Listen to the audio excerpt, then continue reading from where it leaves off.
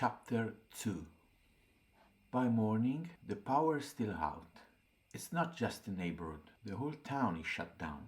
No crackle from the TV, no hum from the streetlights, no distant traffic because no one needs to drive to school or work anyway.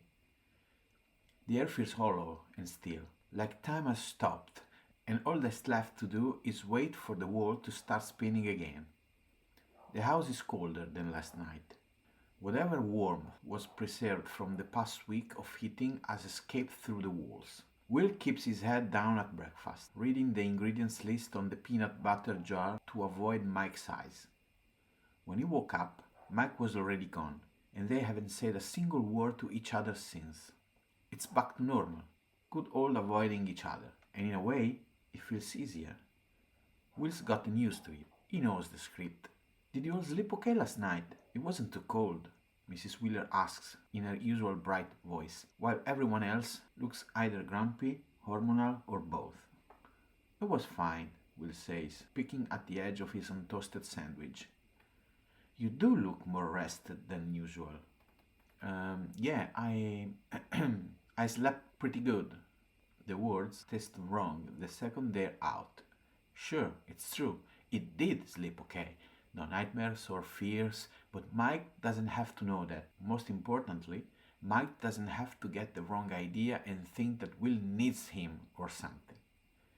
And sure, the knowledge of Mike sleeping on the bed about 3 feet away from him may have helped a little bit. But it's not like Mike did anything. He always had a comforting effect on Will, and maybe that just sticks, no matter how far away they feel from each other now. Will keeps his eyes on the peanut butter jar, feeling the burn of Mike's gaze in the corner of his vision. "Well," Mrs. Wheeler continues, "since the power's still out, I say we make the best of the situation. My friend Lucy lent us a camping stove, so we can at least boil water. I'll make soup later. That will warm us up." None of the Wheelers seems particularly appreciative. Ted Wheeler flips through the newspaper. There was none in the mail this morning, so he is reading the culture section of yesterday's edition that he usually skips.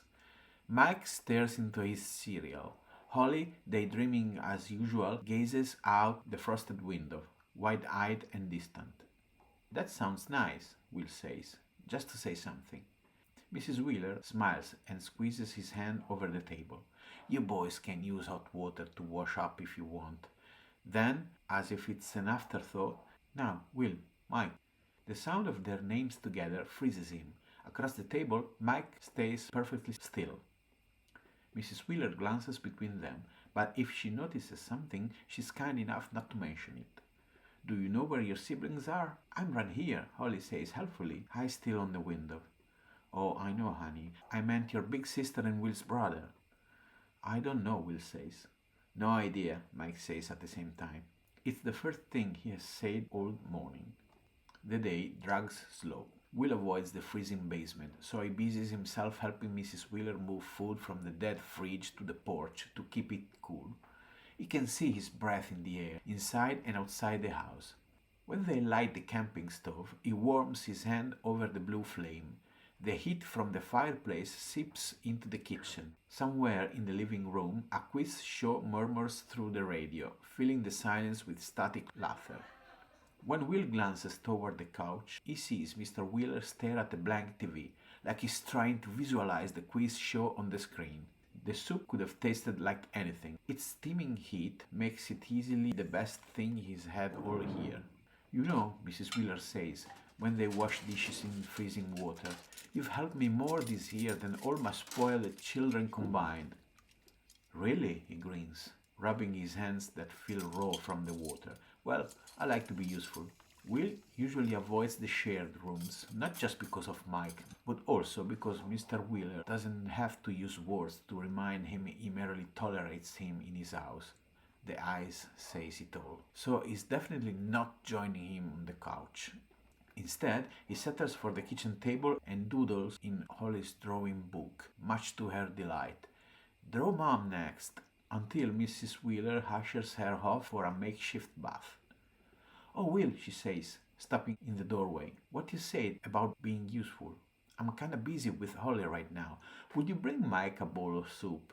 He's been so moody lately. I'm sure it'd do him good.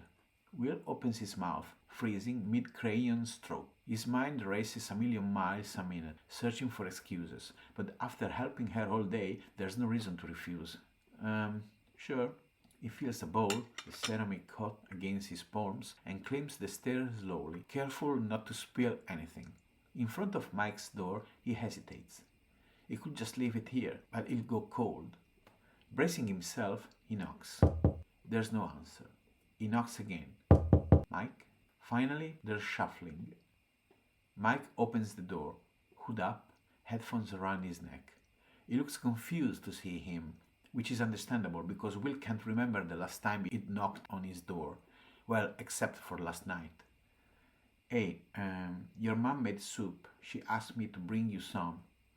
Oh, Mike glances at the bowl, then reaches out. Thanks. Will passes it over carefully, making sure their fingers don't touch. Thanks, Mike says again, because there are no words in the world left for them to say to each other. Sure. Will glances past him to see a bunch of comic books scattered across the bed. He wants to ask about them. Instead, he blinks and takes a step back. Okay, then, that's all. Cool. Mike lingers for a second, then another. Then he nods and closes the door.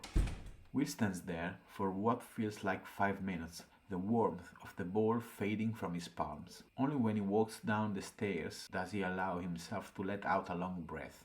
Sharing a room clearly didn't fix anything. As the evening approaches, the cold deepens, each hour stealing another degree of warmth from the house. Will knows his mom is worried, because she always is. But with so many Wheelers filling every corner of the house, there aren't many places to have a private conversation. So, Will slips back into the basement despite the cold. He curses under his foggy breath, slipping under the covers, which doesn't help much. It's just like dragging an icy piece of cloth over an already cold body. He grabs the walkie. The sound of static. El? Mom? A click. Then... Wait, I'll get Mom. Another couple of seconds, then his mom's voice floats into the room, warm and rushed. Will, are you okay? Yeah, I'm okay. How about you? They catch up. Despite not being able to watch their favorite TV show, not a lot has changed for them. They spend the day on the junkyard training like every day of the year. They talk about hot showers, fresh food, and missing each other. By the time they hung up, an hour's passed. Will's body feels numb. His teeth ache from clenching them so much. The room's gone grey, blue in the dimming light. Now, in the quiet, there are sounds in the house that weren't there before. The wood of the furniture is contracting from the cold, causing it to creak. The quiet presses on him. He can almost feel the fear creeping back in through the cracks of the floorboards. Will tries to move, but his limbs are heavy, slow to obey. He forces himself to wash up and brush his teeth before stripping down to his underwear to change for the night. The cold bites at his skin and turns him into a shivering mess as he quickly slips into sweatpants and the thick sweater he slept in the night before. Beside the dead heater, his mattress looks miserable, promising nothing but a sleepless night or, if he's lucky, maybe some nightmares. He hesitates. Then his eyes flick toward the stairs. Mike avoided him all day, so now it's hard to tell if sharing a room was just a one-time offer made under the assumptions that the power would be working again in the morning. He doesn't know what he expected from him. Maybe a glance across the table, a nod that said it's okay to come back to my room tonight. But then again, he avoided Mike's eyes all day too, so he wouldn't even know if he had looked at him or not. Will stands in the cold room until the shivering of his body decides for him. In the hallway, he listens to the static of the radio from the living room. He waits a couple of seconds until he hears Mr. Wheeler light snore. Then he heads up the stairs on quiet feet. Mike's door is cracked open, which is unusual. He's always been very strict with keeping it closed. A narrow glow of orange light spills over the floorboards. Will knocks gently. Hey, he whispers, so Nancy and Jonathan next door won't hear him. Is it okay if I come in? Mike is on the bed, a comic book in hand, a candle on the nightstand. The flame illuminates his face, warm and soft. He looks up briefly before focusing back on the page. He looks like he's ready for bed already, the blanket pulled up to his neck. Will doesn't recognize the comic, which feels strange because they used to share every new find. Mike would explain in detail the way the hero used his superpowers, while Will got obsessive over the line work. Now, Will closes the door behind him and slides onto the makeshift bed on the floor, wrapping the blanket tight. The wood underneath is cold enough to sting through the mattress. He turns around to face the wall, like he had yesterday. Then it's quiet. Only the faint crackle of the candle fills the room, and the occasional rustle of a turned page. The candle throws shadows across the wall that move restlessly. The lower it burns, the harsher the flickering. The silence is too loud. Will has slept on this floor so many times in his life. When they were younger, he'd often lie awake and imagine Mike asking him to come up to bed in the middle of the night. In his fantasy, they'd snuggle up on the mattress and maybe, at some point, when Will got really sleepy, he'd imagine them kissing, but he wouldn't even admit that to anyone. Now he lies still, focusing on his breathing. Slow and long breath, like he's sleeping. Time stretches. The candle gutters low. Then a sound. The soft thump of a book closing. A shift of weight. Will counts Mike's breath. Then he counts his own. But then the flickering of shadow of the wall grows stronger, like the candle burns out, and suddenly the room is covered in complete darkness.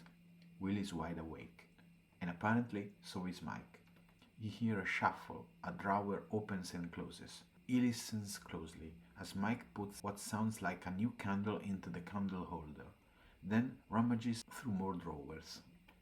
Shit, he mutters under his breath. He's always been like that during sleepovers when they were young too, unable to keep quiet, always waking everyone up. Will holds his breath. He doesn't want to risk the awkwardness of a conversation, but the question slips out almost immediately. What's wrong? He whispers. Shit, you're awake. Sorry. It's pitch black in the room, so even though Will turns around, he can't see anything. I think the lighter slipped from my nightstand. Can you? Yeah, wait, I'll check. Will feels around the floor. There, just under Mike's bed, he feels cold metal. Got it. He reaches up blindly. Thanks, Oh my God! Mike flinches when their hands brush. What? You're freezing! Will pulls his hand away and hides it back under the blanket, pushing it inside his sweater to warm it on his stomach. Well, the basement is kinda freezing, he says, a defender's edge on his voice. Mike fumbles with the candle and then finally lights it. The room glows again, soft and orange, and that's good. It's comforting, but at the same time scary because now he can see Mike again, and worse, Mike can see him. Mike leans on his arm, his hair sticking up on one side from the pillow. You should have said something. It's okay. No, it's not. Hey, are you shaking? Shit, we thought the covers would hide it. He tries to keep still, but the tremor betrays him. It's really not that bad. It looks bad. Mike's tone is serious, almost worried, and in a way, it's scary. The way he insists on how cold Will is, like maybe Will, the perfect vessel, has already lost this fight. Maybe this cold isn't normal, and the only explanation is that he's already possessed. It's okay, Will tries again with a certain urgency. It's not, Mike insists. You always say that, but you need to warm up, Will. I've never felt skin this cold. Please don't say that. The room falls quiet. Will glances up at the ceiling so to not look at Mike. His heart has started pounding. He knows it's unfair to snap at him, but he is just, please, he repeats weakly. Mike is very still. What? He mumbles, his voice suddenly softer than before. Soft like it used to be. What did I say? I don't understand. Will turns to his side, facing Mike, but his eyes are stuck on the bed frame. Sorry, it's just that... He hesitates. He hasn't opened up to Mike in so long. In fact, he's forced himself not to stop depending on him, stop expecting comfort from him. So now, with the words about to slip out, It almost feels like overstepping a line. Sometimes the cold makes me feel like he's still there, inside me. He can feel Mike's eyes on him, but he doesn't look back, scared to see the pity that he hates so much. Mike repeats breathlessly. I know it's stupid, Will adds, just so Mike can say it. There's a long silence. Maybe he shouldn't have said anything. After all, there was a reason why he stopped telling Mike things. Will, Mike says finally, you are cold because the power's out and you spent several hours in the basement where it's like 40 degrees or something. Not because of him. And just like that, the words he's been holding back slip from his lips. As he speaks, he realizes his voice is trembling, but he can't stop. How can you be sure? I mean, think about it. The night I went missing, the power went out. And every time I felt him after that, the lights would flicker or there would be another outage, like in the movie theater, remember? And he got me before, Mike. He likes the cold, so maybe he's creating an environment where I get cold, so I can, I don't know, maybe this is his whole plan. Mike chews on his lip while listening. He seems to think for a while. Then he sits up, slips out of bed and starts rummaging through drawers. What are you doing? Will asks, feeling more shaken each minute. Mike returns to the bed with a pile of blankets. Have you tried warming up? Have I? Will almost gasps at the ignorance of that question. Have I tried? Well, yes, Mike, thank you. I haven't thought of that. It's just that the power's out and... Okay, sorry, I get it. Mike's mouth twitches, almost like he wants to smile, but then it's gone again.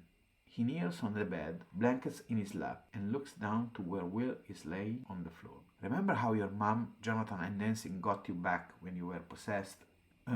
They put all those heaters around me to burn it out of me. Right. And how did your body react? Well, it hurt? No, I mean, do you remember how your body reacted to heat or warmth in general? Will remembers his mom telling him that he refused to take a bath, saying the water was too hot, when it was actually just a normal temperature. He kept telling me he liked it cold. He was repulsed by heat. Exactly, Mike hesitates, and for a split second their eyes meet.